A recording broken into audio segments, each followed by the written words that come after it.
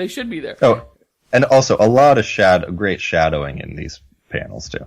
Not in these ones particularly, because the red light district is pretty well lit, but in almost all of the other paneling. Yeah, so when he's jumping out of the cop car and saving the lives, thank you very much. Mm. So this cop car's, so he caused the accident, but he also saves the lives of these cops that have crashed into a gasoline truck, and surely this would explode. Oh, look at him kick the car door out. That's of course. Cool. That's super cool. You ever do that, Larry? I don't have an opportunity to kick car doors off very often. Yeah, it doesn't happen very often. And then he's just like bleeding profusely and has to drive himself back. But luckily, he's got Alfred back at home, who's trained in, military triage or something like that. Yeah, exactly. It's like, oh, what a relief. How great my butler can, yeah. What a useful accompaniment. Now this is cool because earlier in this first issue, this is still one issue, James Gordon got beat up because he refuses to go with the flow of the dirty cops. Mm-hmm. And he so now they're both driving home with injuries, and they're kind of rethinking their positions and their tactics in this corrupt city.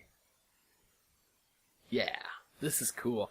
And what about this? So they even almost run into each other. Yeah, very close. A near run-in because they're both probably pretty dizzy. Yeah. And wait, Larry, is it illegal to drive when you're bleeding profusely? It seems like it should be against the law. DWB. Yeah. So this is cool because Gordon gets the intel that all the guys are at a poker game, and in 3 little quips he finds out where each guy is going. He's done his homework. He already knows that this cop has got, he's going to leave early from the poker game because he's going to go straight home after he stops to see his girlfriend. This guy's going to go do whatever he's going to go do. And then Fiss is going to be the last guy to leave. And it takes him 2 attempts to get into his station wagon because he's so drunk.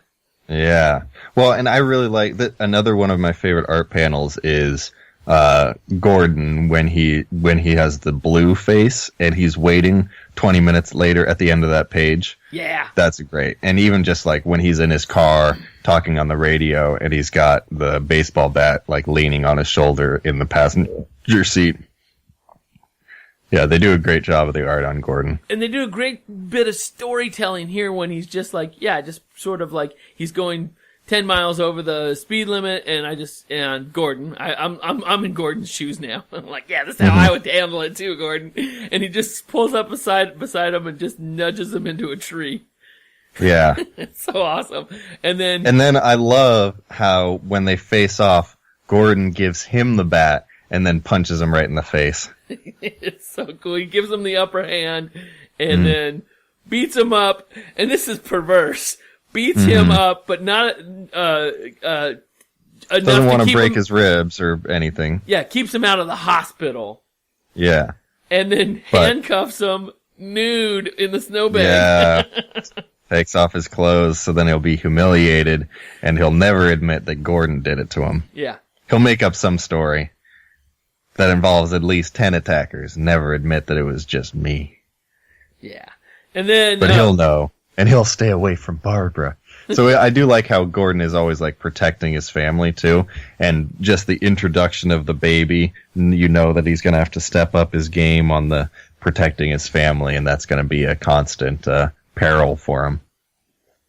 Yeah, all of these drum beats are hit. They're awesome. Mm-hmm.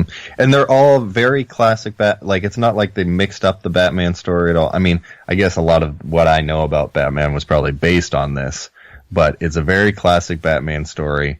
They really set up everything. They set up the characters. But probably my favorite thing is that, they tell Gordon and Batman's story like in parallel and give equal focus to both of them. Yeah, exactly. Like most Batman stuff is so much more Batman, but I like the Gordon stuff almost better. Exactly. I love this year one. And I'll talk a little bit after we're done talking about this, but they've made this into... Yeah, we only have a few pages left. They've made this into a DC animated movie, of course. And it's fantastic. I've watched it probably 4 or 5 times. My wife's watched it with me a couple times. We love it. Nice. It's good stuff. And it's gory, and it's it's PG-13, but it's got some blood to it. So here we are. Batman is bleeding out in his... Yeah, so we wrapped up the Gordon for the first issue, and now we got to wrap up the Batman. He's in his car is wrecked. He's inside the giant study. He's calling up Alfred. Lucky he can deal with that kind of thing. But he's also lamenting the fact that he didn't do a good job. He's failed, a failure really. At what he's trying to accomplish. He has the wealth, the family means, he has the physical ability, but he wasn't able to accomplish what he wanted. He didn't scare anybody. Like those prostitutes, even a little girl wasn't scared of him. Mm-hmm. Yeah, exactly, even the little girl. But then I like this reference, so there's a flashback to the theater. He was at the theater with his parents before they were shot by this attacker. And I like that they mentioned that at the theater they watched Zorro, which I love because he's the man in the mask. And I liked that inspiration because because it was a little bit more than, like, they didn't really say why he chose Batman. Like, there's one panel really, like, where this bat crashes through a window. Mm-hmm. And I couldn't tell if that really happened in the present or in the past, or if it was just in his imagination. But the final panel of the issue is Batman in his bat costume. Yeah. So I thought that part was actually a little bit rushed, and I thought that it could have used I thought it was good. I thought that the Batman Begins, the more recent Batman Begins, the Christopher Nolan one, did a great job of him like falling into the well and being afraid of bats, and then how he's afraid of bats, then using his own fear as a way to conquer his fears and frighten others. But this one, they kind of crammed it all into the end of this issue. Yeah, you're exactly right. Yeah, you kind of have to just be a bat aficionado to get all of that. Mm. All of that, I don't know, symbolism. Yeah, you're exactly right. They did rush the ending, but I'm not going to fault them on it. It's still they got a lot in on this first issue. It's still my new favorite number one. You ranked it number one, did you, Larry? It beat out Parker. Beat out Parker? No, it beat out Infinity. Oh, well, it actually beat out Parker for me, which was previously number 3, so Batman is now my number 3 favorite comic. All right, so this was a winner for me. I love this. Like I said, I watched the cartoon. I've read the book a couple times. I love this. I love David Mazzucchelli's artwork, and I just do like this story. And it carries all the way through. And it does carry all the way through. All 5 issues very are consistent. Fantastic. Yeah, there's not really any surprises, except for maybe some. Like, if you don't know about the Catwoman stuff, maybe even that. I don't know if there's really any surprises. Yeah, but that doesn't, But there's still enough hooks that, like, you want to keep reading. That's awesome. I'm glad you, and I'm sorry, this wasn't, I'm always shopping around for, DC just needs to get on the Unlimited. I can't afford to keep buying these comics. Alright, next week. We talked a lot about Batman this week, and, some fantastic art, and next week I want to look at more fantastic art, and this is Jim Henson's A Tale of Sand. Now, this is available on Comixology Unlimited, Nice. And once you look at this art, and I have this in physical form. This came out in 2011 from Arcadia Publishing. It's Jim Henson, written by Jim Henson and Jerry Jewell, with art by Raymond Perez. And have we done anything with Jewell before? I recognize that name. I don't think we have, and I don't think we've done any Raymond Perez.